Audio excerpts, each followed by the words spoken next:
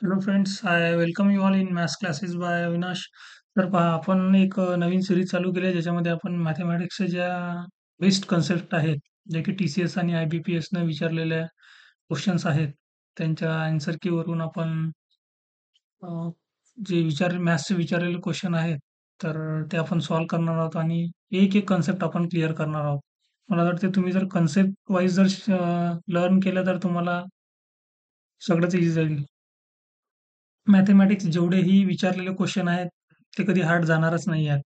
आणि आपण थोडंसं चांगल्या लेव्हलचेच क्वेश्चन घेणार आहोत आणि टी-सी-एस म्हटलं की सर्वांनाच माहीत आहे मॅथेमॅटिक्सचे कशा लेव्हलचे क्वेश्चन विचारले जातात. तर पहा, आजच्या व्हिडिओमध्ये आपण टाईम स्पीड आणि डिस्टन्स या चॅप्टरमधला आपण हा क्वेश्चन आहे आणि हा क्वेश्चन आहे सरासरी स्पीडचा, सरासरी वेगाचा. सरासरी वेग. पहा, सरासरी वेग म्हटलं की आपल्यासमोर एक फॉर्म्युला येते. 2xy upon x plus y हा फॉर्म्युला येते, आहे ना? पण इथं तो लागणारच नाही आहे. कारण आपल्याला हा एवढा फॉर्म्युला माहीत आहे. सरासरी वेगाचा 2 स्पीड दिलेल्या असतात. पहिली स्पीड, दुसरी स्पीड आणि त्याची दुप्पट करा आणि स्पीडची बेरीज करून ती त्याने भागा. पण ॲक्चुअलमध्ये ना, इथं तसं नाही आहे. इथं एक वेगळी कन्सेप्ट आहे. आता पहा, सरासरी सरासरी वेग म्हणजे ॲक्चुअलमध्ये काय? सरासरी वेग म्हणजे काय? सरासरी वेग म्हणजे काय? तर दुसरं काहीच नसून एकूण अंतर हे जे आहे ना, एकूण अंतर जेवढं चाललेलं आहे तेवढं आणि एकूण लागलेली वेळ, एकूण वेळ बस एवढंच आहे. बाकी काहीच नाही. आणि हा जो फॉर्म्युला आहे ना, हाही आपला अ, वेग गुणिला वेळ बरोबर वेग गुणिला वेळ बरोबर अंतर याच्यावरूनच डिराईव्ह झालेला आहे. हा बेस फॉर्म्युला आहे. याच्यावरूनच सगळे फॉर्म्युले डिराईव्ह झालेले आहेत या चॅप्टरचे. तर पहा, सरासरी वेग म्हणजे काय? तर एकूण अंतर भागिला एकूण वेळ. ही काय आहे सरासरी वेगाची बेसिक कॉन्सेप्ट आहे. हे जे आहेत ना, हे फॉर्म्युले या बेस फॉर्म्युल्यापासून डिराईव्ह झालेले आहेत आणि इथं तर आपल्याला स्पीड दिलेलीच नाही आहे. म्हणून या क्वेशनमध्ये आपल्याला स्पीड दिलेली नाही आहे. तर आपण हे तर यूज करू शकत नाही इथं. पण आपल्याला बेसिक कन्सेप्ट माहीत असणं गरजेचं आहे. जे की हे आहे सरासरी वेग म्हणजे काय? तर एकूण अंतर भागीला एकूण वेग.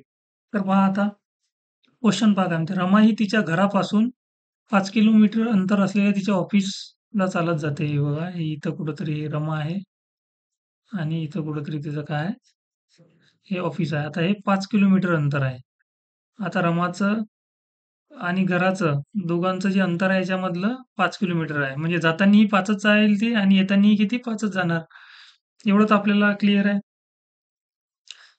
हे अंतर ती सकाळी 1 तासात कापते पहा. सकाळी 1 तास. जाताना तिला किती लागतं? 1 तास लागते.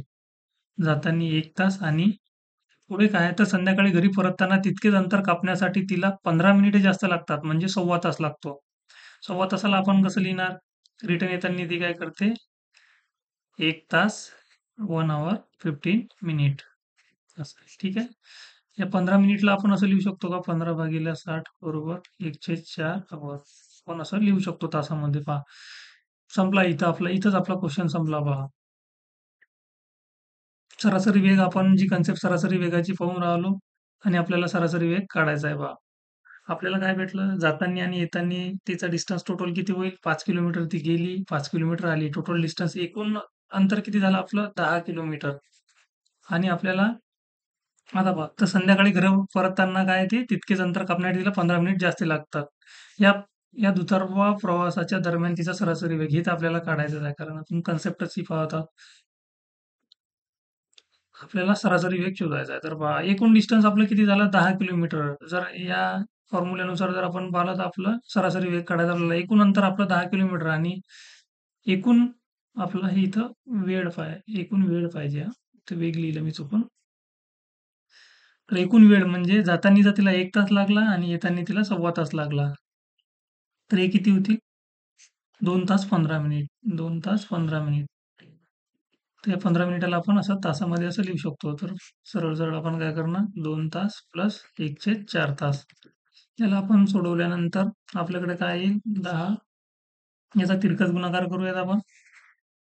4 दुनी 8 आणि 1 9/4. याला सोडवल्यानंतर काय येईल आपल्याकडे? 10 गुणिला 4. हे जे 4 आहेत हे डायरेक्ट अंशामध्ये जातील आणि हे 9 म्हणजे आपल्याकडे काय आले 40/9.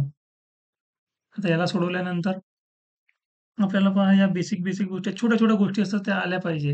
आता आपल्याकडे 40 ला आपल्याला 9 ने भागायचं. कारण ऑप्शनमध्ये नाहीये ना असं. तसं जर आपण हे पाहू शकतो इथं, की बेसमध्ये 9 आहे, इथं 9 आहे, तर ॲन्सर असू शकते. पण आणखी कुठं जरी 9 असला तर ते तुमचा ॲन्सर नाही येणार तुम्हाला काढता नाही येणार मग. असं ऑप्शनवरून तुम्ही नाही जाऊ शकणार. सरळ-सरळ याला सॉल्व्ह करा. 9 चूक 36. बाकी किती राहिले? 4.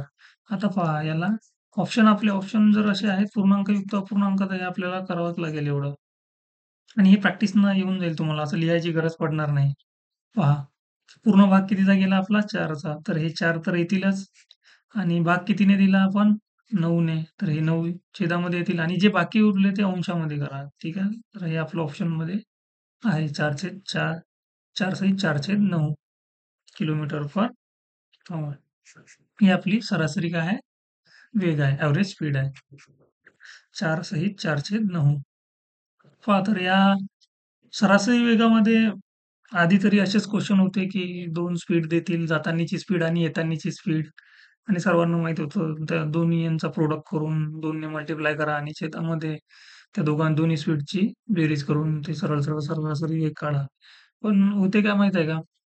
एखादी कन्सेप्ट शिकताना आपल्याला त्या कन्सेप्टबद्दल एक्झामिनर कसं विचारू शकते, कसा क्वेश्चन फिरवून विचारू शकते माहीत असणं गरजेचं आहे. तर आता तरी सरासरी वेग वगैरेवर या या कन्सेप्टवर हा जो क्वेश्चन आहे, या क्वेश्चनच्या माध्यमातून आता आपण ही तर क्लिअर केलंच आहे. हाही एक फॉर्म्युलाच आहे म्हणा, असं काही वेगळं नाही आहे. पण तरीही त्याला आपण बेस कन्सेप्ट म्हणू शकतो याला. बेस कन्सेप्ट म्हणू शकतो कारण ह्याला आपण कुठेही यूज करू शकतो. पूर्ण सरासरी वेगामध्ये कुठंही, कसलाही क्वेशन येऊ द्या, तुम्ही ह्याला यूज करू शकता. पण हे सर्व ठिकाणी यूज नाही होणार. हे तिथंच यूज होणार जिथं 2 स्पीड आहेत. लक्षात ठेवा. ठीक आहे. तर आता येणाऱ्या ज्या टी-सी-एस घेणाऱ्या एक्झाम्स आहे, आदिवासी विभाग आणि ज्या आहेत अ, पालिका वगैरेच्या ज्या आहेत आणि समाज कल्याणच्या वगैरे आहेत, तर त्यासाठी तुम्हाला हे युजफुल ठरू शकतात. आणि सरळ सेवावाले तर सर्वांसाठीच आहे. मॅथेमॅटिक्सचं सर्वच एक्झामला आहे. कनेक्टेड राहा चॅनलसोबत तुम्हाला याच्यापेक्षाही बेस्ट कन्सेप्ट भेटतील आणि आपण एक-एक कन्सेप्ट अशी क्लिअर करत जाणार तुम्हाला मग मे बी तुम्हाला पेड बॅचेस वगैरेकडे जायची गरजच पडणार नाही तुम्हाला. हेच जे आहे सगळं कंटेंट तुम्हाला इथंच मिळणार आहे. आणि एक्झामसाठी काय असते इम्पोर्टंट प्रिव्हियस इयर कंटेंट असते, जे की आपण प्रिव्हियस इयरच घेत आहोत. आणि असं काही नवीन कंटेंट कुठं तुम्हाला असं भेटणार नाही. सगळ्या बुकमध्ये तेच राहील. प्रिव्हियस इयर झालेले क्वेश्चन फिरून इकडून-तिकडून ते आलेले असतात. तर ठीक आहे, चॅनलसोबत जोडून राहा. नवीन-नवीन कन्सेप्ट तुम्हाला येत राहतील. एक दिवस आड अल्टरनेट किंवा डेली आपले व्हिडिओ जसं होईल तसं येत राहतील, तसं तुम्हाला इन्फॉर्म केल्याच जाईल. जसे आपले व्हिडिओज येत राहतील चॅनलवर. Thank you friends. चॅनलला सबस्क्राईब करा. व्हिडिओ आवडला तर शेअर नक्की करा. ठीक आहे. Thank you.